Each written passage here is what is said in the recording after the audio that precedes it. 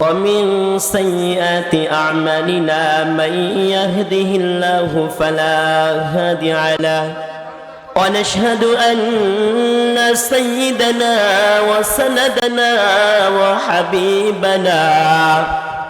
وحبيب قلوبنا ومولانا محمد وقال تعالى والعصر إن الإنسان لفي خسر إلا الذين آمنوا وعملوا الصالحات وتواصوا بالحق وتواصوا بالصبر.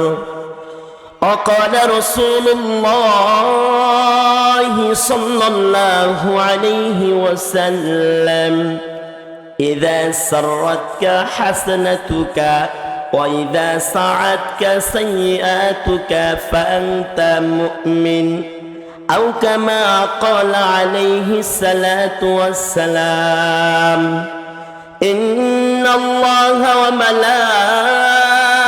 وملائكته يصلون على النبي يا أيها الذين آمنوا صلوا عليه وسلموا تسليما. اللهم صل على محمد وعلى آل محمد كما صليت على إبراهيم وعلى آل إبراهيم إنك حميد مجيد. اللهم بارك على محمد وعلى آل محمد كما صليت على إبراهيم وعلى آل إبراهيم إنك حميد مجيد. اللهم بارك على محمد وعلى آل محمد كما باركت على إبراهيم وعلى آل إبراهيم إنك حميد مجيد. সকলে আরেকবার শুকরিয়া আদায় করে আলহামদুলিল্লাহ। কুশলপুর ডাক্তারপাড়া জামিয়া মসজিদের উন্নতি পরিকল্পে ও যুব সমাজের উদ্যোগে দিনের বেলা তাফসিরুল কুরআন মাহবুবুর রহমান শাহ সমাজসেবক কুশলপুর, আল্লাহ তাআলা এই ভাইজানকেও কবুল করেন, সকলে বলি আমিন। প্রধান অতিথি জনাব মোহাম্মদ আসগর আলী শাহ, বিশিষ্ট শিক্ষা নুরাগী ও সমাজসেবক ও চেয়ারম্যান 11 নং তেতুলিয়া ইউনিয়ন পরিষদ, আল্লাহ তাআলা এই ভাইজানকেও কবুল করেন, সকলে বলি আমিন। বিশেষ অতিথিবৃন্দ মোহাম্মদ মাসুদ রানা, বিশিষ্ট সমাজসেবক আলহাজ মোহাম্মদ ওয়াজিদ আলী শাহ, বিশিষ্ট ব্যবসায়ী মোহাম্মদ আনোয়ার হোসেন, মোহাম্মদ আরিফ আল ইমরান, সমাজসেবক মোহাম্মদ মকবুল হোসেন শাহ, বিশিষ্ট ব্যবসায়ী এনামুল হক শাহ, সমাজসেবক সাজ্জাদ হোসেন, ইদ্রিস আলী শাহ, আল্লাহ তাআলা প্রধান অতিথি, বিশেষ অতিথি, সভাপতি, সভাপতি এবং কি মাহফিল করতে যারা কষ্ট মুজাহেদা করেছেন এবং কি আমার সামনে দূর দূরান্ত থেকে আগত এলেম পিপাসিত আমার যুবক ভাইয়েরা, বাবাজিরা, পর্দার আড়ালে আছে আমার মা ও বোনেরা, সকলের প্রতি আমার অন্তর থেকে ভালোবাসা এবং সালাম। আসসালামু আলাইকুম ওয়া রাহমাতুল্লাহ। সালামের আওয়াজটা আরেকটু হবে না বাবাজিরা? আসসালামু আলাইকুম ওয়া রাহমাতুল্লাহ। আমরা এখানে এসে খুশি না বেজার? বেজার কে? শয়তান। কে বেজার? সম্মানিত মুসলমান ভাইয়েরা, বাবাজিরা, কথা লম্বা করব না, যেহেতু আপনারা পোস্টারে লেখা আছে তাফসিরুল কুরআন মাহফিল। আমি কুরআনুল কারীমে 114টি সূরার মধ্য থেকে একটি সূরা তেলাওয়াত করেছি। সূরাটি হলো 103 নম্বর সূরা। কত নম্বর সূরা? 103। আমাদের সকলের কাছে সূরাটা পরিচিত। সূরাটার নাম হচ্ছে সূরাতুল আসর। সূরা কি? যেহেতু আমাকে আসরের সময়ে আলোচনা করতে দেওয়া হয়েছে, চিন্তা ভাবনা করলাম একটু সূরা আসর সম্পর্কে আলোচনা করা যাক। সূরাতুল আসরের ব্যাখ্যা, সূরাতুল আসরে আল্লাহ তাআলা আমাদের কি বলতে চায়, এই সূরাটা কেন নাজিল করা হয়েছে, এটা আমরা শুনতে রাজি আছি না ভাই? আল্লাহ রাব্বুল আলামিন এই সূরাটা নাজিল করলেন কি প্রেক্ষাপটে, শানে নজরটাকে, এটা আমাদের জানতে হবে কি হবে না? আমাদের জানতে হবে। তাহলে সূরাটা পবিত্র কালামুল্লাহ, পবিত্র কুরআনের 103 নম্বর সূরা, 103 নম্বর সূরা। সূরাটার নাম হচ্ছে সূরাতুল আসর। এই সূরাতে আয়াত আছে 3টা। কয়টা আয়াত? 3টা আয়াত আছে। দেখেন আল্লাহ রাব্বুল আলামিন কি বলেন। প্রথমে এই সূরাটার শানে নজরটা আগে আমরা শুনি, কেন সূরাটা নাজিল হলো। সূরাটা নাজিল হওয়ার কারণ হলো, আমার আপনার নবীজি মুহাম্মদুর রাসূলুল্লাহ, সকলেই পড়ি সাল্লাল্লাহু আলাইহি ওয়াসাল্লাম। নবীজি যখন এক আল্লাহর দাওয়াত দেওয়া শুরু করলেন, আল্লাহ কয়জন? আল্লাহ কয়জন জোরে বলেন? আল্লাহ একজন। এই এক আল্লাহর দাওয়াত দেওয়া যখন শুরু করলেন, নবীজি মুহাম্মদুর রাসূলুল্লাহ সাল্লাল্লাহু আলাইহি ওয়াসাল্লাম মানুষকে যখন দ্বীনের দিকে, হকের পথে যখন দাওয়াত দেওয়া শুরু করলেন, আবু জেহেল, আবু লাহাব, উতবা, সাহেবা, কাফেররা বলতে লাগলো মুহাম্মদ ক্ষতিগ্রস্ত। জোরে বলি নাউজুবিল্লাহ। মুহাম্মদ কি গ্রস্ত? ভাইজান দেখেন না, আমাদের রাষ্ট্রের ভিতরে, আমাদের সমাজের ভিতরে, ধরেন আপনি 5 ওয়াক্ত নামাজ কালাম পড়েন, 5 ওয়াক্ত নামাজ পড়েন, দ্বীনের কাজ করেন, ধর্মের কাজ করেন, আপনার পাশের ভাই সে করে না। আপনি দোকানদারি করেন, যখন মসজিদে আজান হয়ে গেল তখন আপনি ওই দোকানদারি বন্ধ করে দিয়ে নামাজে যখন চলে যান, পাশের ভাই যে নামাজ পড়ে না, আল্লাহর হুকুম পালন করে না, সে কিন্তু তখন বলে যে দেখো পাগলের কারসাজিটা দেখো, এখন দোকানে কাস্টমার আসছে আর দোকান বন্ধ করে নামাজে যায়, বলে কি বলে না? কারণ আপনি তো মজা পাইছেন, আপনি আল্লাহর হুকুম পালন করার জন্য আপনি মসজিদে চলে যাচ্ছেন, আর সে আপনাকে কি বলে?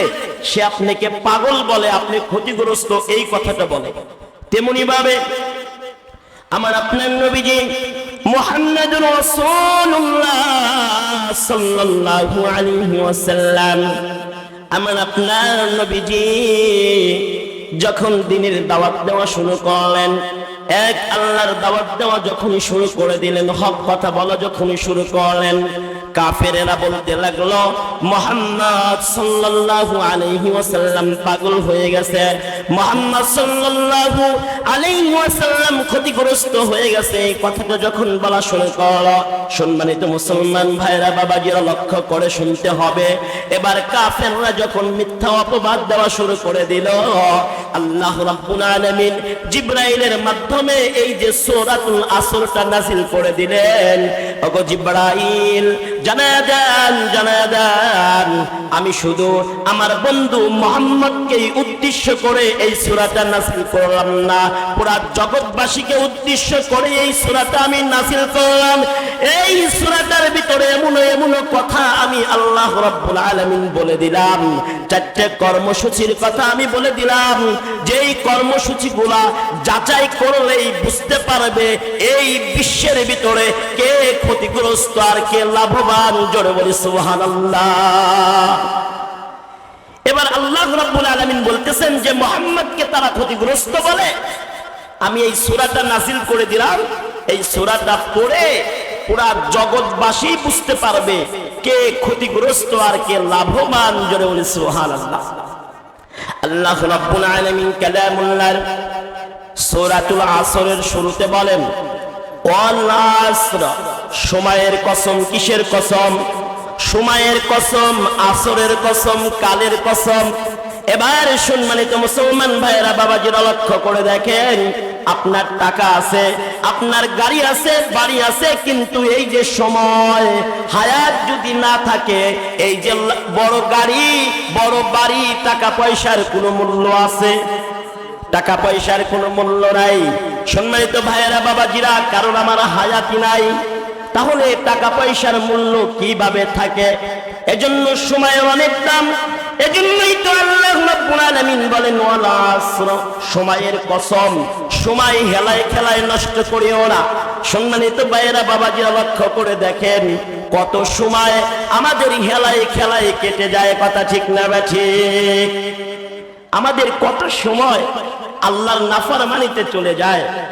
5 ওয়াক্ত নামাজ, আমরা অনেকে এরকম আছি 5 ওয়াক্ত নামাজও কিন্তু পড়ার সময়টা আমাদের কাছে থাকে না। আমাদের শুধু ব্যস্ততা ব্যস্ততা, কথা ঠিক না ঠিক? আমাদের শুধু ব্যস্ততা, আমাদের ব্যবসা বাণিজ্য, আমাদের চাকরি, আমাদের সাংসারিক জীবন। কিন্তু ভাইজানেরা, বাবাজিরা, আমি না থাকলে আমার সংসার কি চলবে না? আমি না থাকলে আমার ব্যবসা বাণিজ্য চলবে না? আমি না থাকলে সব চলবে, কিন্তু আমি দুনিয়ামুখী হয়ে গেলাম আল্লাহকে ভুলে, কথা ঠিক না ঠিক? সম্মানিত মুসলমান ভাইয়েরা, বাবাজিরা, এবার আল্লাহ রাব্বুল আলামিন বললেন ওয়াল আসর ইন্নাল ইনসানা লাফি খুসর।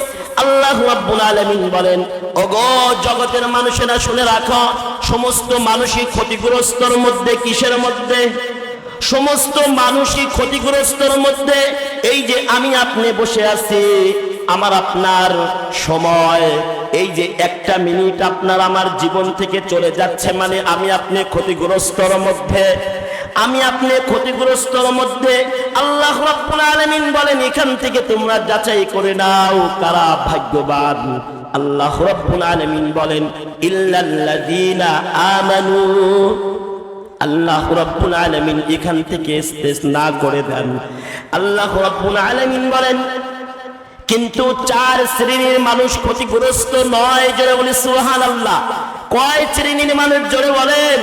4 শ্রেণীর মানুষ। এবার আপনার আমার দেখার বিষয়, এই 4 শ্রেণীর মানুষের ভিতরে আমি আপনি পড়ে যাই কিনা, এটা আপনার দেখার বিষয়, আমার দেখার বিষয়। 1 নাম্বার হলো ইল্লাল্লাযীনা আমানু। জোরে বলি সুবহানাল্লাহ। ইল্লাল্লাযীনা আমানু, 1 নাম্বার যারা ঈমান আনয়ন করবে। জোরে বলি সুবহানাল্লাহ।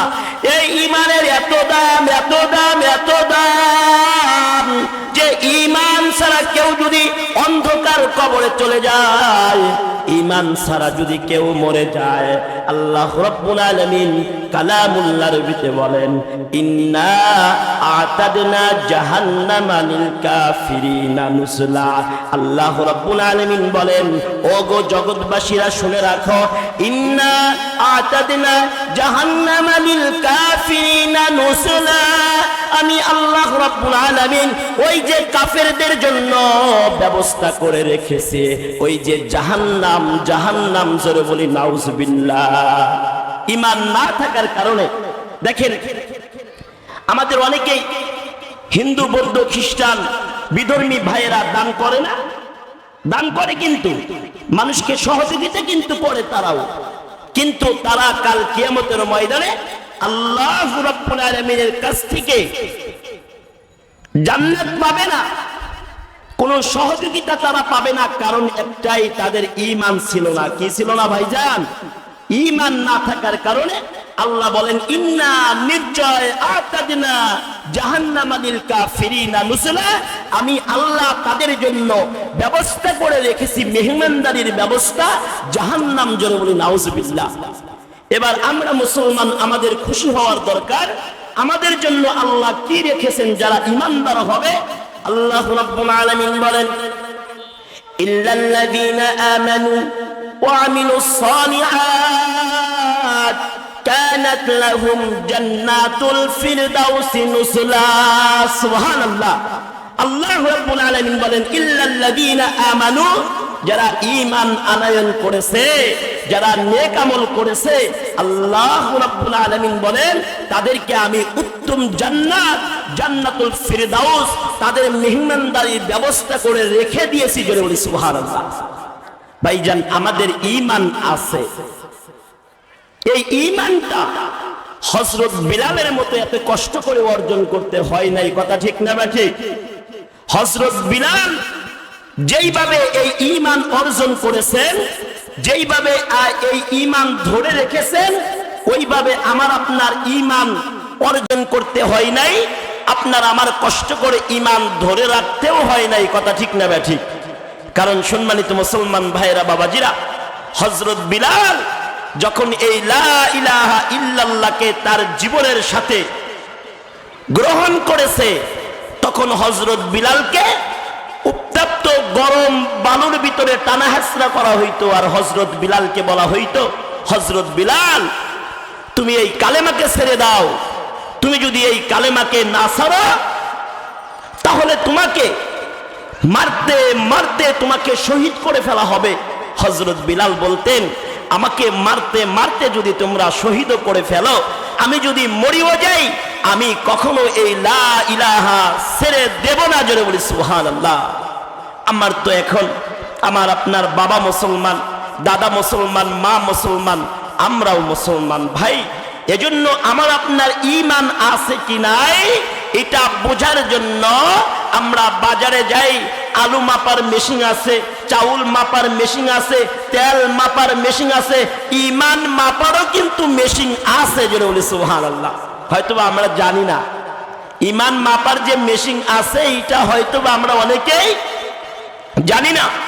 মুহাম্মদ সাল্লাল্লাহু আলাইহি ওয়াসাল্লাম নবীজি বলেন, ইযা সাররাতকা হাসানাতুকা ওয়া ইযা সাআতকা সাইয়্যাতুকা ফাআনতা মুমিন।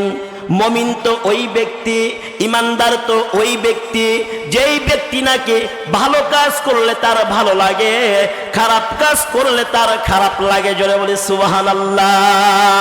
এই যে মাহফিলে আসলাম, মাহফিলে বসলাম, অন্তর থেকে কেমন যেন একটা ভালো লাগা অনুভব হয়। ওই যে গানের প্যান্ডেলে গেলে ভালো লাগে না, খারাপ কাজ করলে ভালো লাগে না, মনে হয় আল্লাহর নাফরমানি করে ফেললাম। তাহলে বোঝা যায় যে তার ভিতরে ঈমান আছে, ঈমান আছে, ঈমান আছে। জোরে বলি সুবহানাল্লাহ।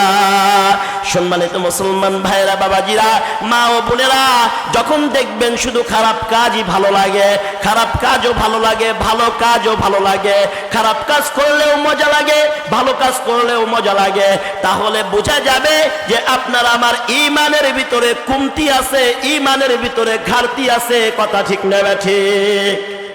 রাসূল বলেন যে ইমানদার তো ওই ব্যক্তি যেই ব্যক্তি নাকি ভালো কাজ করলে ভালো লাগে।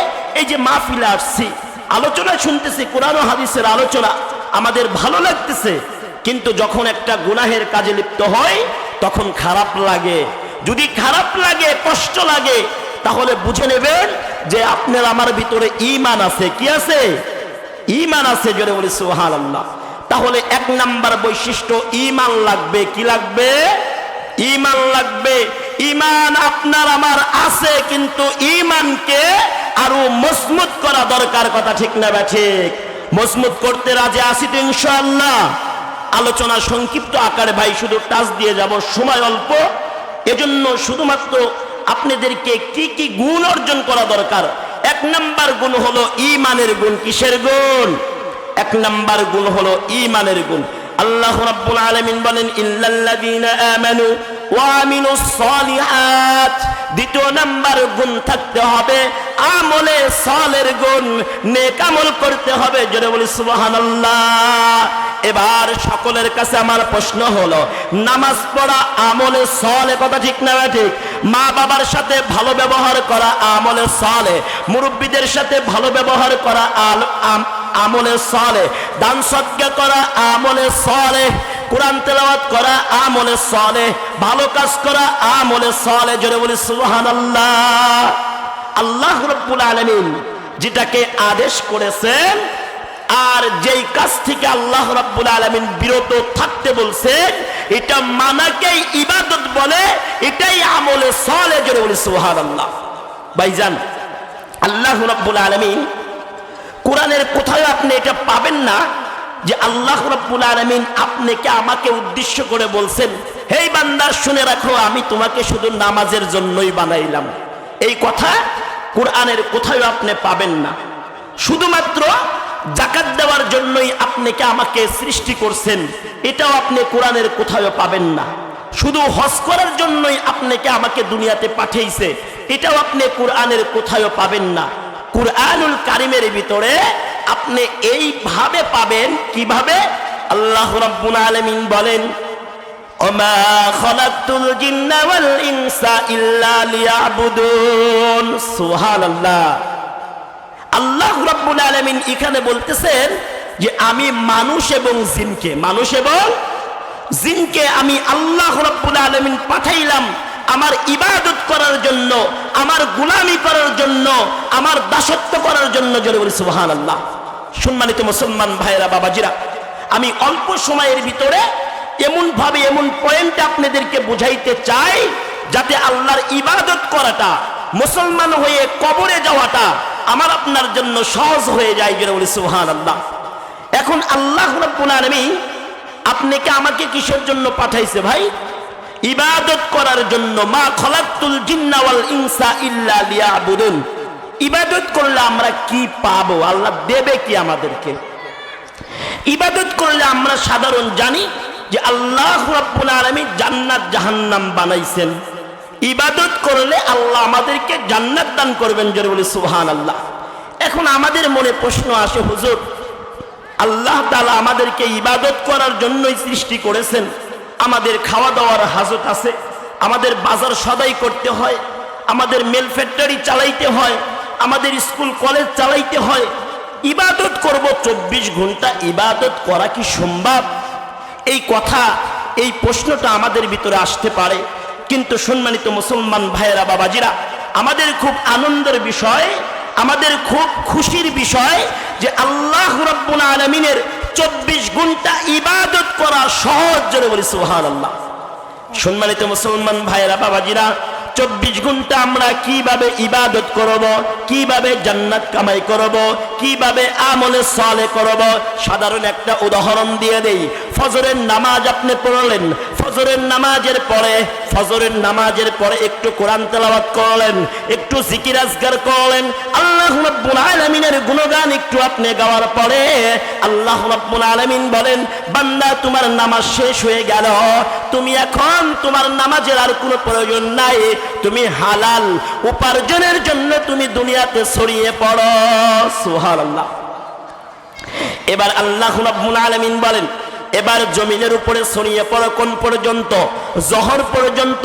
জোহরের আজান যখন মসজিদে হয়ে যায় তখন আর তোমার দুনিয়ার কোনো কাজ করার প্রয়োজন নাই।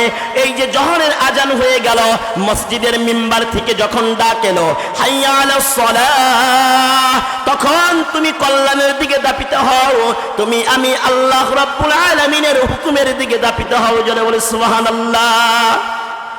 এইভাবে যখন তুমি জোহরের নামাজটা আদায় করলা, জোহরের নামাজের পরে আল্লাহ রাব্বুল আলামিন বলেন জোহরের নামাজটা শেষ হয়ে গেল, এবার তুমি জোহরের পরে আবার জমিনের উপরে তুমি চাষাবাদ করা শুরু করো। তোমার ওই যে যে যে কাজে আসো ওই কাজই তুমি হালাল পন্থায় করা শুরু করো। কোন পর্যন্ত? আসর পর্যন্ত। কোন পর্যন্ত? আসরের নামাজ পর্যন্ত। আবার তুমি আসরের নামাজ আদায় করো, আসর থেকে নিয়ে মাগরিব পর্যন্ত আবারও তুমি হালাল পন্থায় তুমি যে যে ব্যবসা বাণিজ্য করো, ব্যবসার সাথে তুমি জড়িত হও, তুমি স্কুলের সাথে জড়িত হও, তুমি দুনিয়ার বিভিন্ন কাজের সাথে জড়িত হও, কোনো বাধা নাই। আবার তোমার যখন দেখবা মসজিদে মাগরিবের আজান হয়ে গেছে, আবার তুমি ওই কাজটা ছেড়ে দিয়ে আবার তুমি মাগরিবের নামাজে শরীক হয়ে যাও। মাগরিবের নামাজটা যখন শেষ হয়ে যায়, মাগরিবের নামাজের পরে আর তোমার নামাজ পড়ার কোনো প্রয়োজন নাই, তুমি আবার ইশার পর্যন্ত অপেক্ষা করো। ইশারের আজান যখন মসজিদে হয়ে যায়, ওগো বান্দা তুমি ইশারের নামাজটা আদায় করো। আদায় করার পরে আর তোমার কোনো নামাজ পড়া লাগবে না। তুমি সন্তানকে নিয়ে, তুমি হালাল স্ত্রীকে নিয়ে সারা রাত্রিটা তুমি হালাল পন্থায় স্ত্রীর সাথে আনন্দের সাথে কাটিয়ে দাও, সন্তানের সাথে কাটিয়ে দিয়ে ফজরের নামাজটা আবার জামাতের সাথে পড়ো। বান্দা আমি ধরে নেব তুমি 24 ঘন্টায় আমার ইবাদতের সাথে জড়িত। জোরে বলি সুবহানাল্লাহ।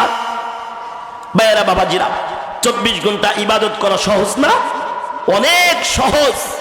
কিন্তু আমরা তো এই থিওরিটা পালন করতে পারি না। হুজুর জোহরের নামাজের আজান দিলে আমরা খেতে থাকি, জোহরের নামাজের আজান দিলে আমরা ব্যস্ততায় থাকি, আসরের নামাজে আজান দিলে আমরা এই ব্যস্ততা সেই ব্যস্ততা। এজন্যই ভাইজান আমাদের 24 ঘন্টা ইবাদতের থিওরিটা নষ্ট হয়ে গেছে। কথা ঠিক না? ঠিক। তাহলে সম্মানিত মুসলমান ভাইয়েরা বাবাজিরা, দ্বিতীয় নাম্বার গুণ হলো আমলে সলে করতে হবে। কথা ঠিক না ঠিক? আমলে সলে করতে হবে। সম্মানিত মুসলমান ভাই, যেহেতু আমলে সলের কথাটা আসছে, আর একটা কথা বলে দেই, এখানে আমার যুবক ভাইয়েরাও আছে।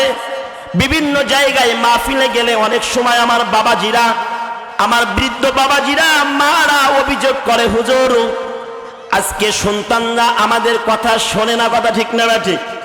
দিন যত গড়াচ্ছে বৃদ্ধাশ্রমে মা বাবাকে তত বেশি পাঠাচ্ছে। কথা ঠিক না ঠিক? ইঞ্জিনিয়ার বড় চাকরি করে, বড় ব্যবসায়ী, টাকা পয়সার অভাব নাই, কিন্তু খবর নিয়ে দেখা যায় মা বৃদ্ধাশ্রমে থাকে। কথা ঠিক না ঠিক? সম্মানিত মুসলমান ভাইরা বাবাজিরা, আল্লাহ রাব্বুল আলামিন সূরা বানী ইসরাঈল আল্লাহ রাব্বুল আলামিন বলেন, ওয়াকাদা রাব্বুকা আল্লা তা'বুদু ইল্লা ইয়াহু ওয়া বিল ওয়ালিদাইনি ইহসানা। সুবহানাল্লাহ। যেহেতু আমলে সলের কথা আসছে, শুধু এখানে কথাটা একটু টাচ দিয়ে যাব।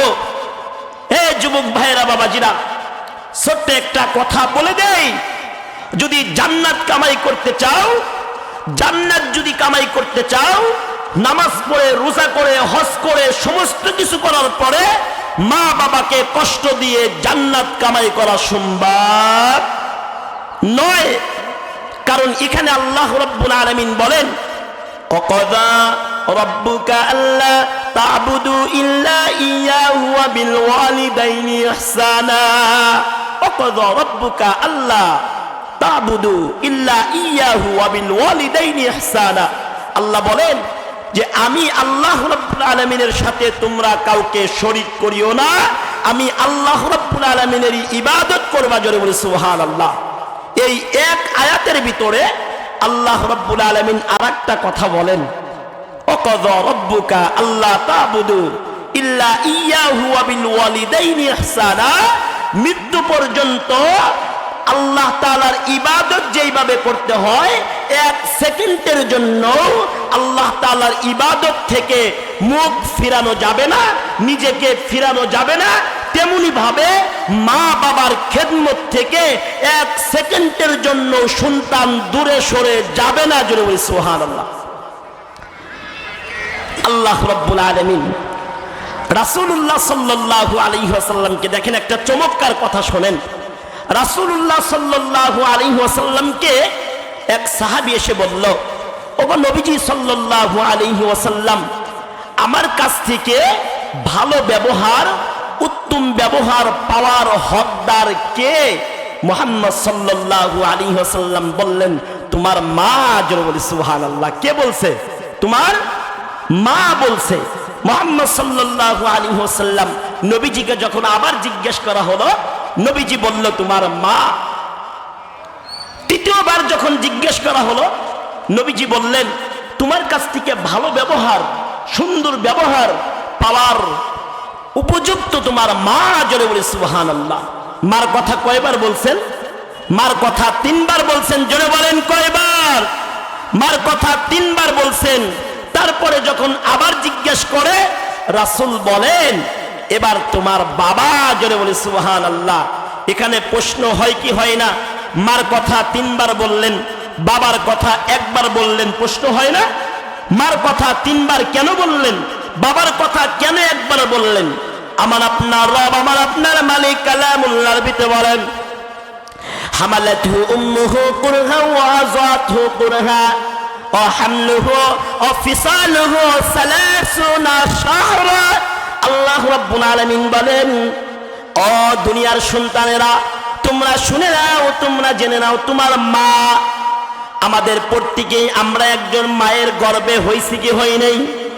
মা তিনটা কষ্ট করেছে। কয়টা কষ্ট?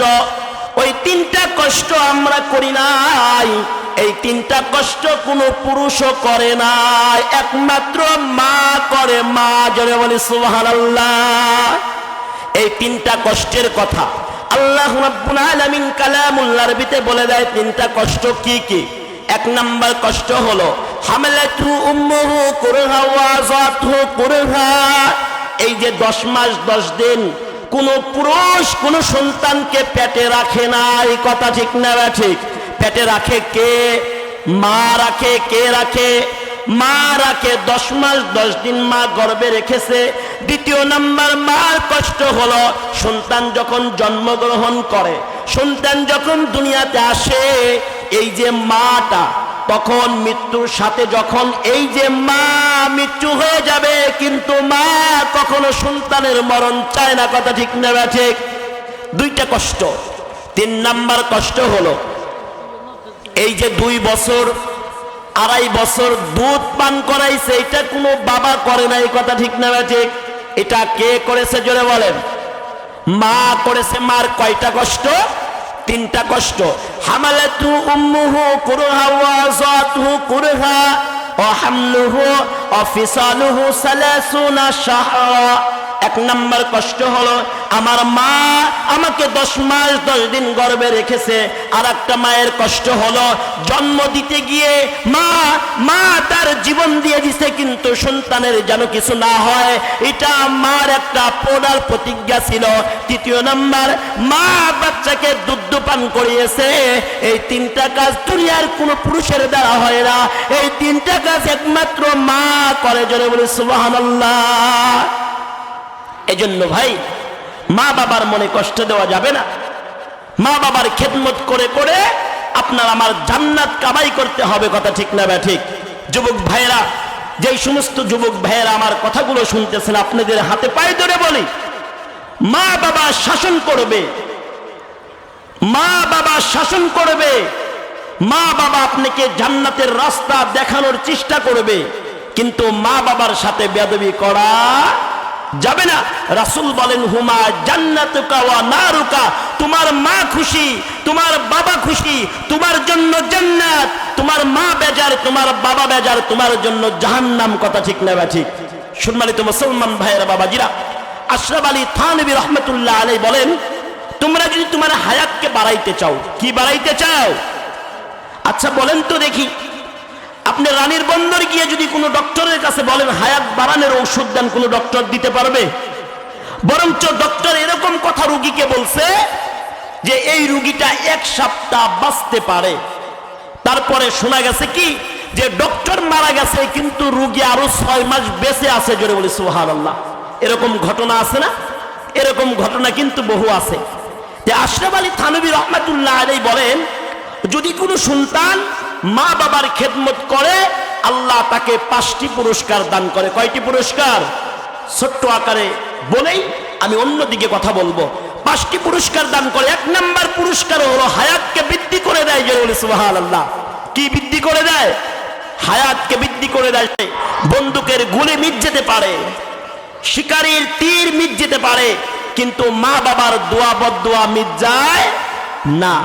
3য় নাম্বার পুরস্কার হলো আল্লাহ রাব্বুল আলামিন আপনাকে আমাকে মা বাবার খেদমত করার কারণে সম্মান দান করবেন। জোরে বলি সুবহানাল্লাহ।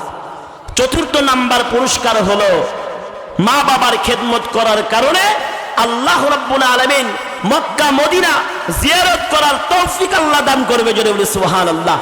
তাহলে 4 নাম্বার হলো।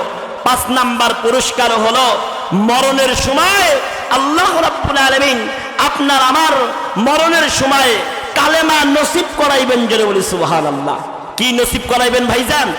কালেমা নসিব করাইবেন। দেখেন এখানে ছোট্ট আরেকটু টাচ দিয়ে যাই একটি ঘটনা।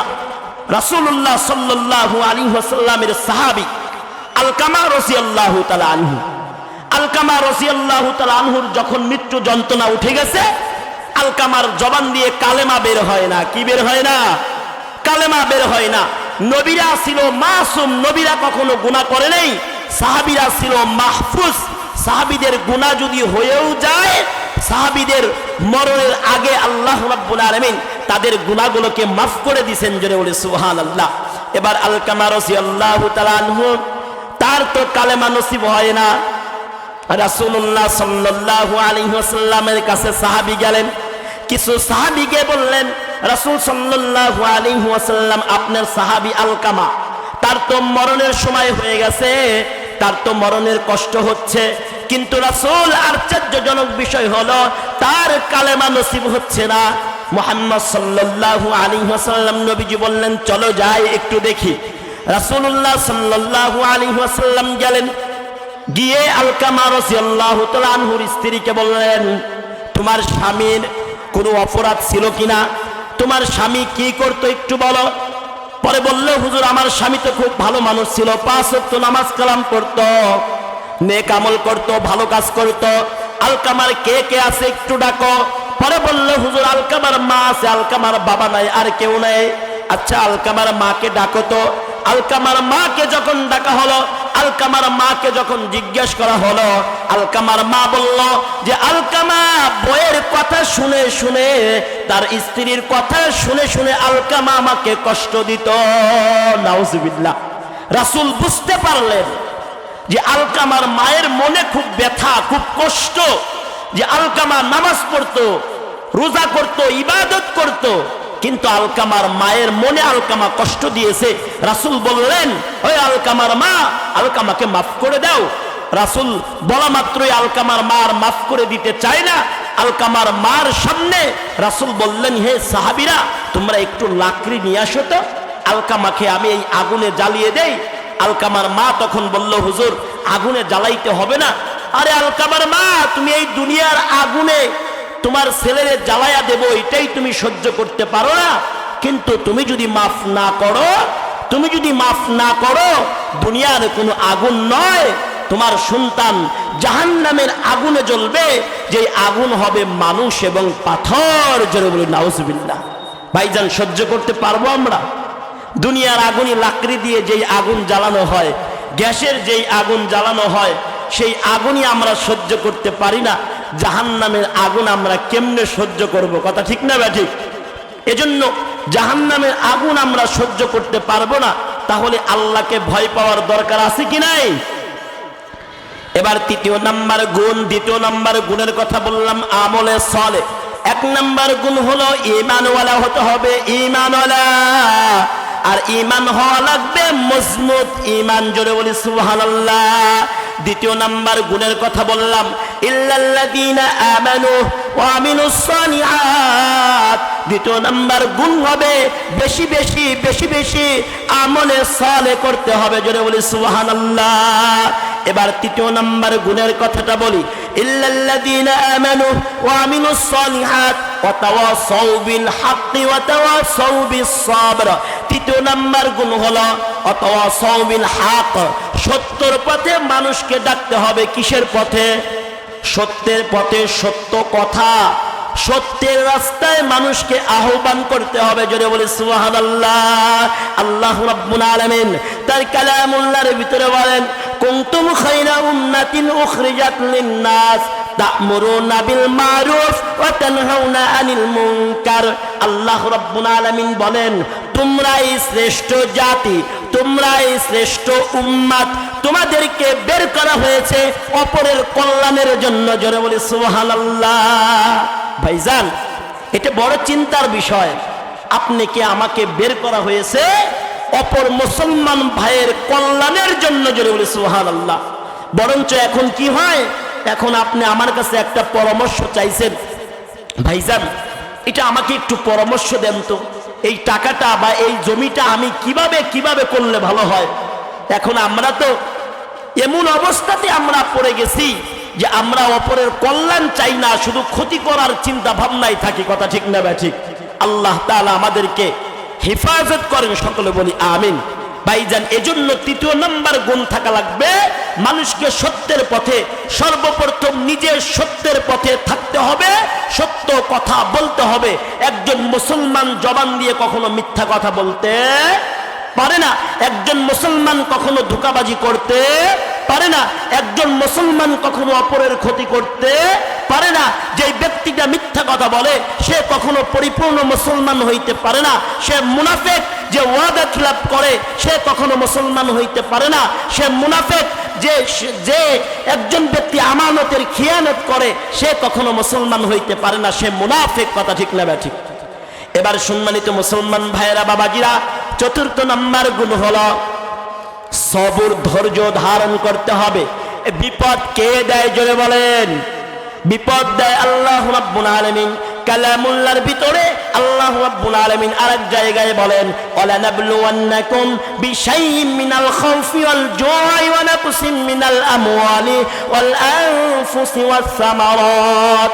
আল্লাহ রাব্বুল আলামিন এখানে বলেন আমি তোমাদেরকে পরীক্ষা করব, ক্ষুধা দিয়ে পরীক্ষা করব, আমি তোমাকে ভয় দিয়ে পরীক্ষা করব, আমি তোমাদেরকে পরীক্ষা করব, ক্ষেতের ফসলকে নষ্ট করে পরীক্ষা করব, আমি তোমাকে সন্তান দেব, সন্তান নিয়ে আমি তোমাকে পরীক্ষা করব। কিন্তু প্রকৃত বুদ্ধিমান ওই ব্যক্তি যেই নাকি বিপদে মুসিবতে ধৈর্য ধারণ করে, জোরে বলে সুবহানাল্লাহ। তাহলে চতুর্থ নাম্বার গুণ হলো ধৈর্য ধারণের গুণ। পারবো তো ইনশাআল্লাহ? খেতে ফসল বুনছেন, এখন চিন্তা ভাবনা করছেন ফসলটা অনেক ভালো হবে, কিন্তু আকাশ থেকে বৃষ্টি আল্লাহ রাব্বুল আলামিন দিয়ে ফসলটা নষ্ট হয়ে গেছে। এখন আল্লাহকে গালি দেওয়া যাবে? বলে আল্লাহকে গালি দেওয়ার কোনো সুযোগ নাই। আপনি কি একটা সন্তান আল্লাহ দান করেছে, সেই সন্তানটা আপনি অনেক আদরের সন্তান, কিন্তু সন্তানটা হঠাৎ করে আল্লাহ রাব্বুল আলামিন মৃত্যু দান করেছে। এখন আল্লাহকে গালি দেওয়া যাবে? গালি দেওয়া যাবে না। ধৈর্য ধারণ করতে হবে। যে মালিক সন্তান দান করেছে, সেই মালিক সন্তান নিয়ে গেছে, এর ভিতরে হয়তো বা কোনো কল্যাণ আমাকে রেখে দিয়েছে। আল্লাহ আমাকে অসুস্থতা দান করেছে, আল্লাহ সুস্থতা দান করবে। আল্লাহ আমার উপরে মুসিবত দিয়েছেন, আল্লাহ মুসিবতকে দূর করবে। বিপদে ধৈর্য ধারণ করা এই গুণটাও আমাদের থাকা লাগবে, জোরে বলি সুবহানাল্লাহ। তাহলে আমরা শুনতেছিলাম সূরাতুল আসর, এই আসরের অর্থটা আপনাদেরকে আমি শোনাইলাম যে আল্লাহ রাব্বুল আলামিন বলেন ওয়াল আসর, সময়ের কসম, সময়কে তোমরা কাজে লাগাও, সময়কে তোমরা কাজে লাগাও, তোমাদের জীবনকে কাজে লাগাও, তোমাদের হায়াতকে কাজে লাগাও। কারণ একটা সেকেন্ড আমার জীবন থেকে চলে যাচ্ছে মানে কি আমি কেউ বা জান্নাতের রাস্তায় অগ্রসর হচ্ছি, কেউ বা জাহান্নামের রাস্তায় অগ্রসর হচ্ছি। কথা ঠিক না ঠিক? সম্মানিত মুসলমান ভাই, আর একটা উদাহরণ আপনারা বুঝবেন, যাদের ফ্রিজে বরফ আছে, বরফ আইসক্রিম বলেন আর বরফ বলেন যেটাই বলেন না কেন, ওটা যদি আপনি বের করেন, বের করার পরে প্লেটের উপরে রেখে দিয়েছেন, ওই আইসক্রিম ওই বরফ খেলেও শেষ হবে, না খেলেও শেষ হবে। কথা ঠিক না ঠিক? আমার আপনার জীবনটা আইসক্রিমের মতো, আমার আপনার জীবনটা বরফের মতো। আমি আপনি যদি কাজে লাগাই, ব্যবসা, একটা ব্যবসা করার জন্য আল্লাহ রাব্বুল আলামিন আপনাকে আমাকে দুনিয়াতে পাঠাইছে। এই ব্যবসায় যদি কোনো ব্যক্তি সফল কাম হয়ে যায়, সে জান্নাতের রাস্তায় অগ্রসর হয়, জোরে বলি সুবহানাল্লাহ। ভাইজান, আমরা দুনিয়াতে ব্যবসা করি না? সকালবেলা ব্যবসায় যাই, বিকেলবেলা দেখি কয় টাকা লাভ হইল, কয় টাকা ক্ষতি হইল, কয় টাকা লস হইল। আমরা কিন্তু দুনিয়ার হিসাব কিন্তু আমরা করি। কিন্তু ভাইজান, সারাটা দিন হাতে পায়ে ধরে বলি ভাই, সারাটা দিন কয়টা মিথ্যা কথা বললাম, সারাটা দিন কয়জনের ক্ষতি আমরা করলাম, এটা কিন্তু আমরা বুঝি না। কিন্তু আমরা বুঝি, কিন্তু আমরা পালন করি না। এজন্য আল্লাহ রাব্বুল আলামিন কালামুল্লাহর ভিতরে স্পষ্টভাবে বলেন ইয়া আইয়ুহাল্লাযীনা আমানুত্তাকুল্লাহ হাক্কা তুকাতিহি ওয়া লা তামুতুন্না ইল্লা ওয়া আনতুম মুসলিমুন। সুবহানাল্লাহ। আল্লাহ রাব্বুল আলামিন বলেন, এক নাম্বার কথা, আল্লাহ রাব্বুল আলামিন বলেন ইয়া আইয়ুহাল্লাযীনা আমানুত্তাকুল্লাহ। কাকে ভয় করার কথা বলছে? আল্লাহ রাব্বুল আলামিনকে ভয় করার কথা বলছে। আচ্ছা, আল্লাহ রাব্বুল আলামিনকে ভয় করার কথা বলছে, দুনিয়ার কোনো মানুষকে ভয় পাওয়ার কথা বলেন নাই। আল্লাহ রাব্বুল আলামিন বলেন ইয়া আইয়ুহাল্লাযীনা আমানুত্তাকুল্লাহ। এবার বলেন, আল্লাহকে যারা ভয় করে এই ব্যক্তিটা কি নামাজ ছাড়তে পারবে? আল্লাহকে ভয় করলে নামাজ ছাড়া যাবে না। আল্লাহকে ভয় করলে ব্যবসায় ভেজাল দেওয়া যাবে না। আল্লাহকে ভয় করলে কখনো মিথ্যা কথা বলা যাবে না। আল্লাহকে ভয় করলে কখনো চাঁদাবাজি করা যাবে না। আল্লাহকে ভয় করলে কখনো সন্ত্রাসী করা যাবে না। আল্লাহকে ভয় করলে পরে অপরের ক্ষতি করা যাবে না। আল্লাহকে ভয় করলে পরের সম্পদ মেরে খাওয়া যাবে না। কথা ঠিক না ঠিক? আল্লাহর ভয় আমাদের ভিতরে থাকতে হবে কি হবে না? ছোট্ট একটা ঘটনা বলে উদাহরণস্বরূপ বুঝতে পারবেন। মিশরে ছিল এক ব্যক্তির আঙ্গুরের বাগান। কিসের বাগান? আঙ্গুরের বাগান, সেই আঙ্গুর চুরি করে দেয়। মিশরের সেই বাগানের মালিক চিন্তা ভাবনা করলো একজন পাহারাদার রাখা দরকার।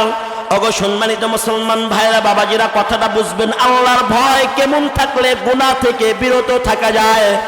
এবার বাগানের মালিক চিন্তা ভাবনা করে একজন পাহারাদার রেখে দিলেন। পাহারাদার রেখে দেওয়ার পরে এই পাহারাদারের বউ ছিল বড় সুন্দরী, বড় যুবতী রূপসী। এখন পাহারাদার চিন্তা করলো, পাহারাদার আর পাহারাদারের বউ এক জায়গায় থাকে। মালিক চিন্তা করলো, এই পাহারাদারের বউকে আমি দেখে ফেলেছি, এই পাহারাদারের বউয়ের সাথে একটা কুকর্মে লিপ্ত হওয়া দরকার। এজন্য পাহারাদারকে অন্য একটা বাগান দেখাশোনার জন্য অনেক দূরে পাঠাইলো। দূরে পাঠানোর পরে এবার মালিক এসে পাহারাদারের বউকে বলে, ওগো পাহারাদারের বউ, তুমি একটা কাজ করো, তুমি তোমার ঘরের জানালা দরজাগুলো সবগুলো লাগাইয়ে দাও।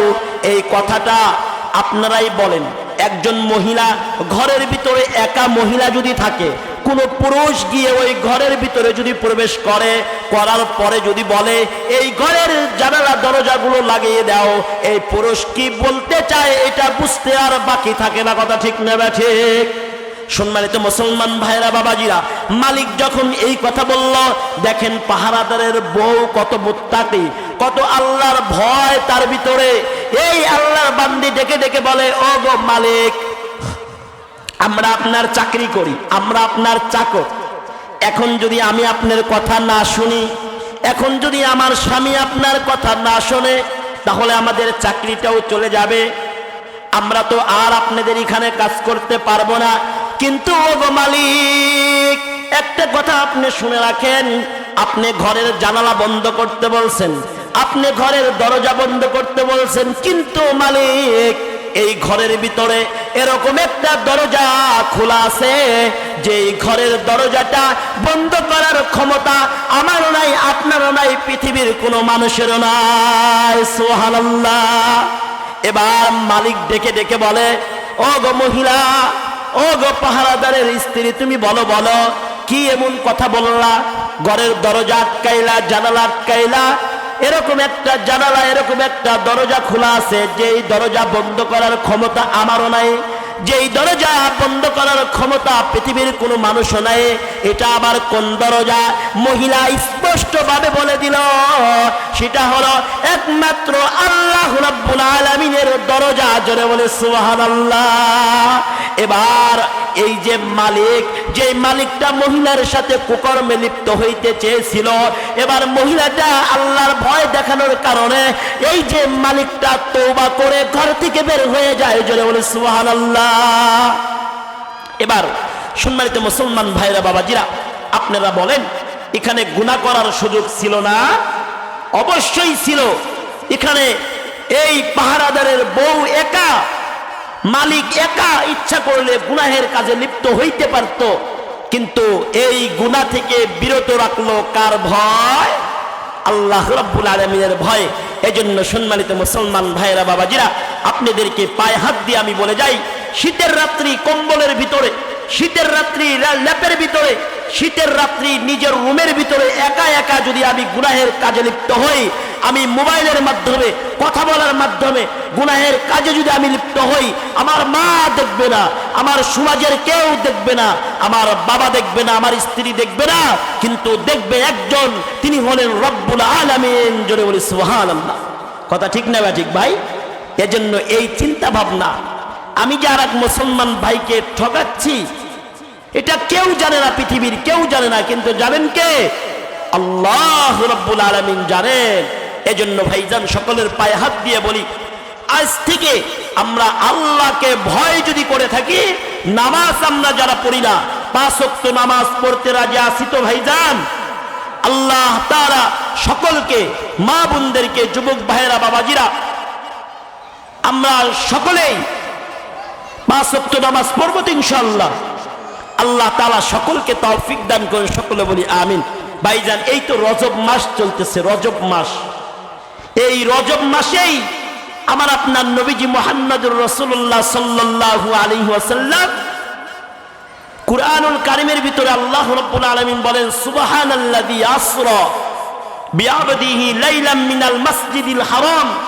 সূরা বানী ইসরাঈলের শুরুতে আল্লাহ রাব্বুল আলামিন বলে দিয়েছেন যে আমি আমার বন্ধুকে বাইতুল্লাহ থেকে বাইতুল মুকাদ্দাস থেকে 1 আসমান 2 আসমান 3 আসমান 4 5 6 7 আসমান ভেদ করে আমি আমার বন্ধুকে সিদরাতুল মুনতাহা পর্যন্ত এক রাত্রিতে সফর করাইছি। জোরে বলি সুবহানাল্লাহ। ওই সফর থেকে আমাদের জন্য স্পেশাল উপহার নিয়ে আসছিলেন আমার আপনার নবীজি, এই নামাজ। জোরে বলি সুবহানাল্লাহ। নামাজ দিছিলেন প্রথমে কয় ওয়াক্ত ভাই? কয় ওয়াক্ত জানেন কেউ? 50 ওয়াক্ত। জোরে বলি সুবহানাল্লাহ। মাশাআল্লাহ, অনেকেই জানেন 50 ওয়াক্ত নামাজ প্রথমে দিয়েছিলেন। মুসা আলাইহিস সালাতু ওয়াস সালাম আপনার আমার নবীকে বললেন, নবীজি একটু কুমায়া আনেন, এটা তো পরীক্ষা করা হয়ে গেছে, আমার উম্মতরাই পালন করতে পারে নাই, অল্প নামাজ ছিল, আর আপনার উম্মতরা তো দুর্বল, কেমনে পালন করবে? আল্লাহর নবীজি একবার নয়, দুইবার নয়, 9 বার গিয়েছেন, কোবাইতে নামাজ রাখছেন মাত্র 5 ওয়াক্ত। জোরে বলে সুবহানাল্লাহ। আল্লাহ তাআলা বলেন, ও আমার বন্ধু মুহাম্মদ সাল্লাল্লাহু আলাইহি ওয়াসাল্লাম, আমার ওয়াদা কখনো মিথ্যা হইতে পারে না, আমি আল্লাহর ওয়াদা কখনো মিথ্যা হইতে পারে না। নামাজ দিয়েছিলাম 50 ওয়াক্ত, কমাইতে নামাজ রাখছি 5 ওয়াক্ত। এই আমার বন্ধু, যদি আপনার উম্মতগুলো 5 ওয়াক্ত নামাজ আদায় করে, আমি আল্লাহ রাব্বুল আলামিন তাকে 50 ওয়াক্ত নামাজের সওয়াব আমি আল্লাহ দান করব। জোরে বলি সুবহানাল্লাহ। আমরা রাজি আছি না ভাই? আজ এই মাহফিল থেকে আমরা ওয়াদা করি, আর কখনো গুনাহ করব না, আর কখনো পরকে ঠগাবো না, আর কখনো হারাম কাজে লিপ্ত হব না, আর কখনো নামাজ ছাড়বো না। কথা ঠিক না ভাই? ঠিক। আল্লাহ তাআলা সকলকে তৌফিক দান করুন, সকলে বলি আমিন। এবার এই আয়াতের ভিতরে আল্লাহ রাব্বুল আলামিন আরেকটা কথা বলেন, ইয়া আইয়ুহাল্লাযীনা আমানুত্তাকুল্লাহ হাক্কা তুকাতিহি ওয়া লা তামুতুন্না ইল্লা ওয়া আনতুম মুসলিমুন। প্রথমে তো বললেন কাকে ভয় পাইতে হবে? আল্লাহকে ভয় পাওয়ার মতো ভয় পাইতে হবে। আজকে আমরা দুনিয়ার মানুষকে ভয় করি। মোটরসাইকেলের যদি লাইসেন্স না থাকে, তখন আমরা চিন্তা করি এখন যদি আমরা রানীর বন্দর স্ট্যান্ডে যাই, তাহলে অফিসার তো ধরে ফেলবে, 3000 টাকা জরিমানা দিতে হবে। আজ আমরা দুনিয়াতে অমুকরে দেখে ভয় পাই, কিন্তু যাকে দেখে ভয় পাওয়া দরকার, যে আল্লাহ রাব্বুল আলামিনকে দেখে ভয় পাওয়া দরকার, এই ভয়টা কিন্তু আপনার আমার ভিতরে নাই। কথা ঠিক না ভাই? ঠিক। যদি এই ভয়টা থাকতো, তাহলে দুনিয়ার যে কোনো কাজই আমাদের দ্বারা সহজ হয়ে যেত। কথা ঠিক না ভাই? ঠিক। সম্মানিত মুসলমান ভাইরা, বাবাজিরা, দ্বিতীয় নাম্বার কথা আল্লাহ রাব্বুল আলামিন বললেন, আমি আল্লাহকে ভয় করো, মুসলমান না হয়ে মৃত্যুবরণ করিও না। কি না হয়ে ভাই? মুসলমান। কি না হয়ে? মুসলমানরা যা আছে তো ইনশাআল্লাহ। ভাইজান, আমরা আলোচনা শুনলে আমিও মোটামুটি 2-4 ঘন্টা আলোচনা করতে পারবো, আপনারাও শুনতে পারবেন আশা করি, কিন্তু একটা নিয়ম শৃঙ্খলার ভিতরে থাকা দরকার। কথা ঠিক না ভাই? ঠিক।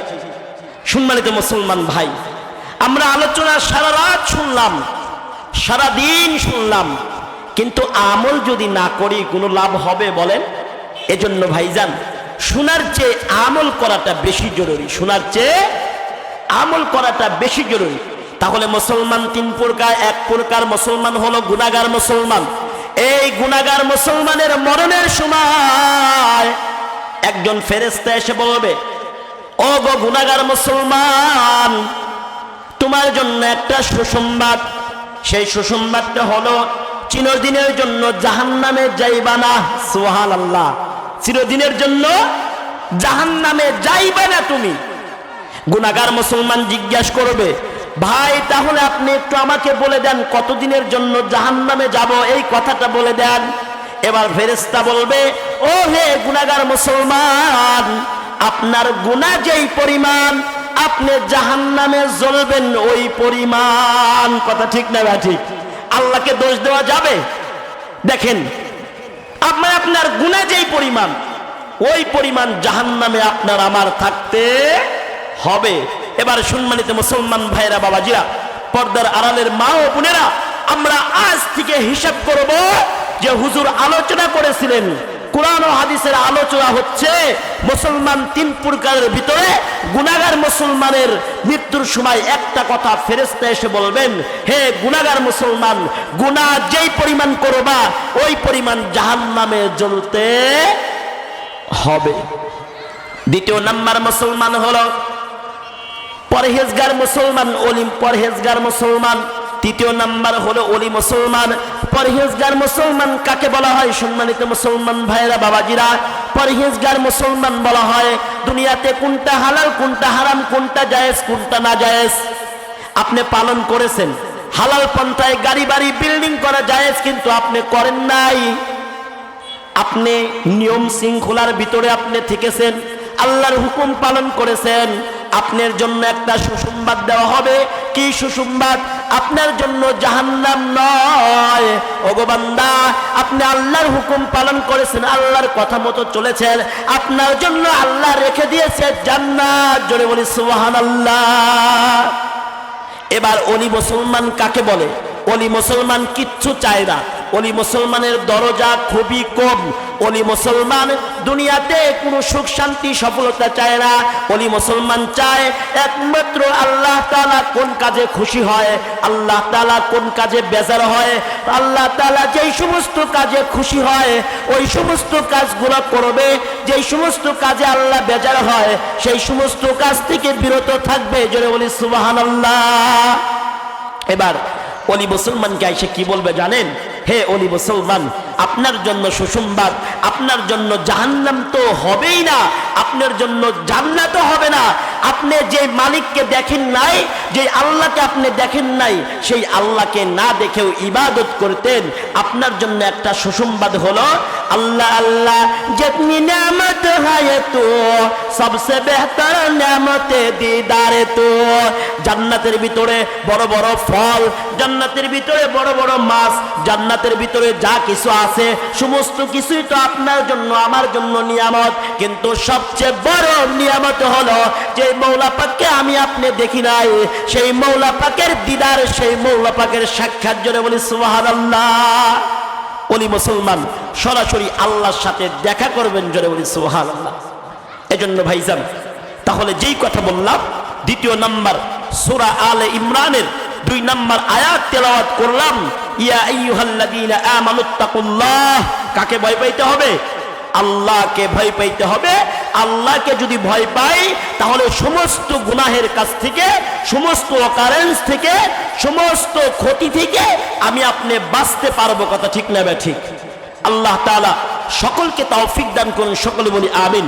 সূরা আলে ইমরানের 102 নম্বর আয়াতের 2 নম্বর অংশে বলেন, ইয়া আইয়ুহাল্লাযীনা আমানুত্তাকুল্লাহ হাক্কা তুকাতিহি ওয়া লা তামুতুন্না ইল্লা ওয়া আনতুম মুসলিমুন। আর তোমরা মুসলমান না হয়ে মৃত্যুবরণ করিও না। তাহলে আজ থেকে আমরা খাঁটি মুসলমান হওয়ার চেষ্টা করব ইনশাআল্লাহ। সকলে বলি ইনশাআল্লাহ। আল্লাহ তাআলা সমস্ত কথার উপরে সকলকে আমল করার তৌফিক দান করুন, সকলে বলি আমিন। এবার মুহাম্মদুর রাসূলুল্লাহ সাল্লাল্লাহু আলাইহি ওয়াসাল্লামের একটা বার্তা আমরা শুনি। এটা মসজিদ উন্নতি পরিকল্পে মাহফিল। এখন দেখেন একটা কথা বলি, এই মসজিদ এটা কার ঘর? কার ঘর? জোরে বলেন, কার ঘর? আল মসজিদু বাইতুল্লাহ। আল মসজিদু বাইতুল্লাহ, এটা কার ঘর? আল্লাহর ঘর।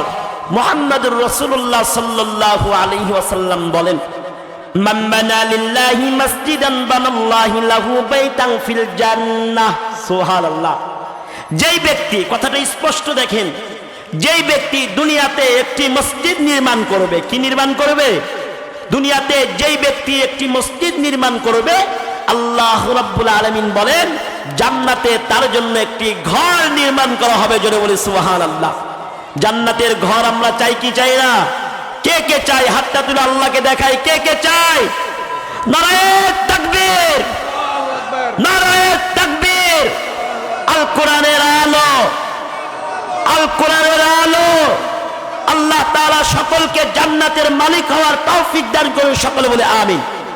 রাসূল বলেন, মান বানা লিল্লাহি মসজিদান বানাল্লাহু লাহু বাইতান ফিল জান্নাহ। তাহলে জান্নাতের মালিক আমরা হইতে চাই না?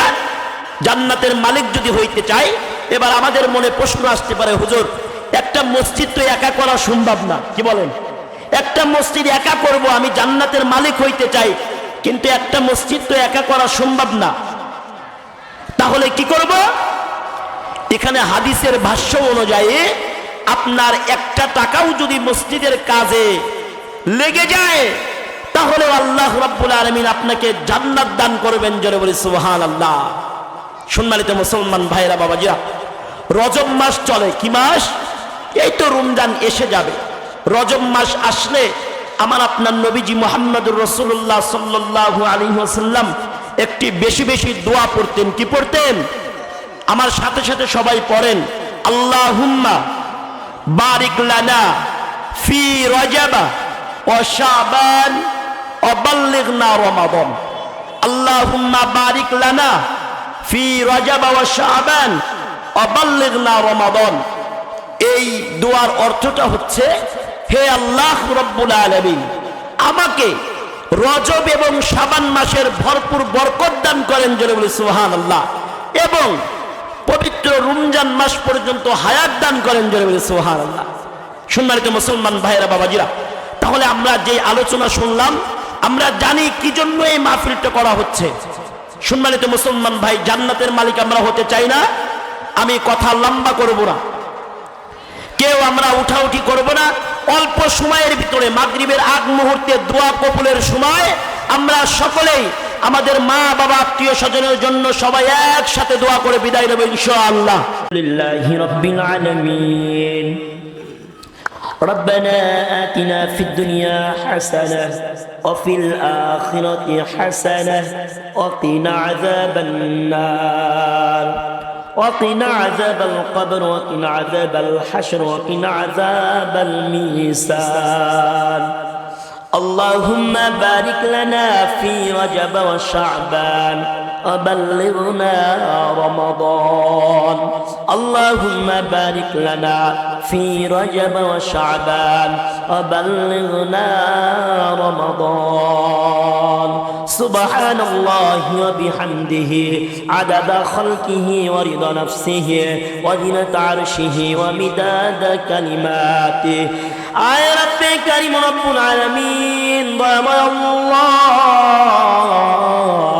আয় আল্লাহ, সকাল থেকে নিয়ে শুরু করে আয় আল্লাহ মাগরিবের আগ মুহূর্ত পর্যন্ত আয় আল্লাহ কুরআন ও হাদিসের আলোচনা চলতেছিল রে মাবুদ, মেহেরবানি করিয়া আয় আল্লাহ, মেহেরবানি করিয়া আয় আল্লাহ কুশলপুর মাস্টার বাড়ি আয় আল্লাহ ডাক্তার বাড়ি মসজিদের উন্নতি পরিকল্পে যুব সমাজ ভাইদের উদ্যোগে আয় আল্লাহ যে মাহফিলের আয়োজন করা হয়েছিল আয় আল্লাহ এই মাহফিলকে আপনি কবুল আর মঞ্জুর করে আনেন। আয় রব্বে কারীম রব্বুল আলামিন, অত্র মসজিদকে আপনি কবুল আর মঞ্জুর করে আনেন। আয় আল্লাহ মসজিদের যা কিছু প্রয়োজন আপনি ব্যবস্থা করে আনেন। আয় আল্লাহ যুবক ভাইদেরকে আপনি কবুল আর মঞ্জুর করে আনেন। আয় রব্বে কারীম রব্বুল আলামিন, আজকে এই মাহফিলের প্রধান অতিথি আয় আল্লাহ সভাপতি, সভাপতি আয় আল্লাহ বিশেষ অতিথি আয় আল্লাহ শ্রোতা ভাইরা আয় আল্লাহ পর্দার মা ও বোনেরা আয় আল্লাহ যারাই দান করলো আয় আল্লাহ সকলের দানকে আপনি কবুল আর মঞ্জুর করে আনেন। আয় রব্বে কারীম রব্বুল আলামিন, জীবনে বহু গুনাহ করেছি আয় আল্লাহ, গুনার দিকে তাকাইলে জাহান্নাম ছাড়া উপায় নাই। আয় আল্লাহ দুনিয়ার আগুন সহ্য করতে পারি না, জাহান্নামের আগুন কেমনে সহ্য করব? আয় রব্বে কারীম রব্বুল আলামিন, জাহান্নামের আগুন সহ্য করতে পারবো না।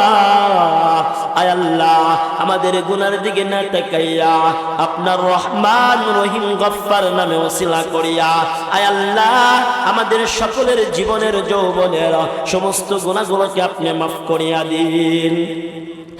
আয় রব্বে কারীম রব্বুল আলামিন, দুনিয়ার এক প্রান্ত থেকে অপর প্রান্তে খবর লওয়া যায়, বাড়ির সামনে, বাড়ির পিছনে, বাড়ির পাশে মা শুয়ে আছে, বাবা শুয়ে আছে অন্ধকার কবরে। আল্লাহ সন্তান হইয়া আমার জন্য বাবার জন্য দোয়া করে।